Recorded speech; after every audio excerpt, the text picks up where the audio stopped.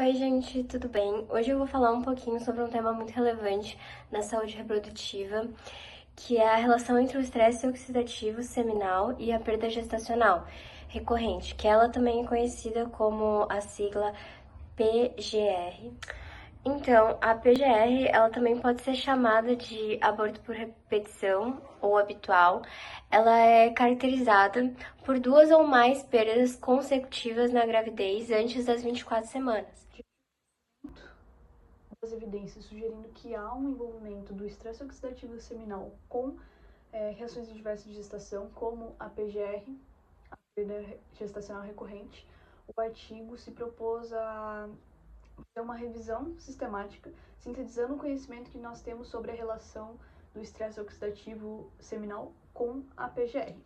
O objetivo principal foi avaliar se existem diferenças significativas nos marcadores do estresse oxidativo seminal em homens que passaram pela PGR e homens com fertilidade comprovada, que foram usados como grupo controle.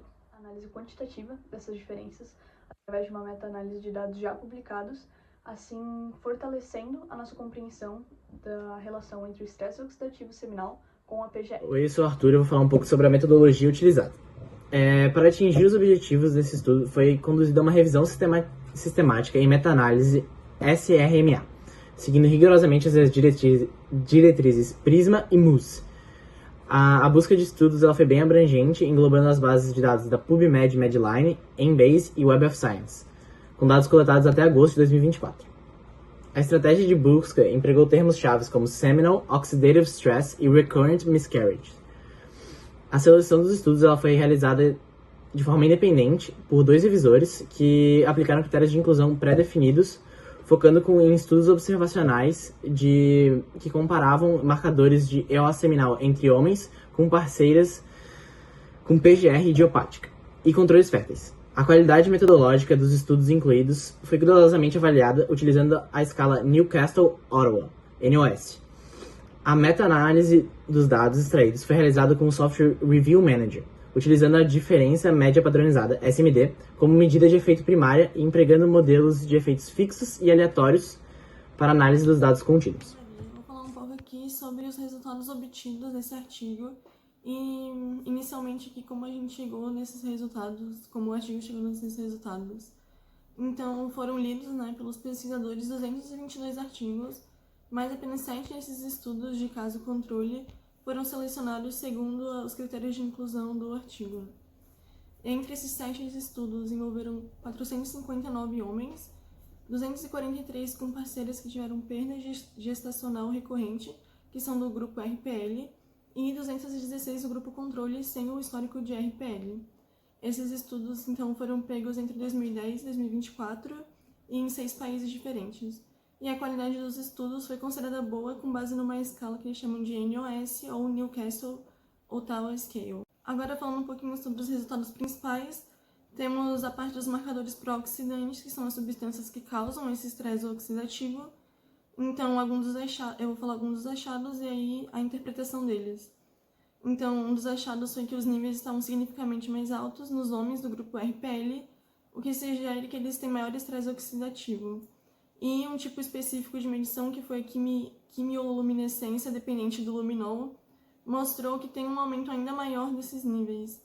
Então, uma interpretação que a gente pode tirar disso é que homens com parceiras que sofreram perda gestacional recorrente tendem a ter mais radicais livres ou substâncias que causam dano celular no sêmen. Outro achado foi sobre os marcadores de dano oxidativo, os que causam um efeito causado pelos radicais livres. Aqui, os estudos eles não mostram uma diferença significativa entre esses dois grupos, e uma interpretação que a gente pode tirar disso é que, apesar de ter mais substâncias pró-oxidantes no grupo RPL, isso não reflete diretamente em ter mais dano ao DNA ou às membranas celulares nesses estudos.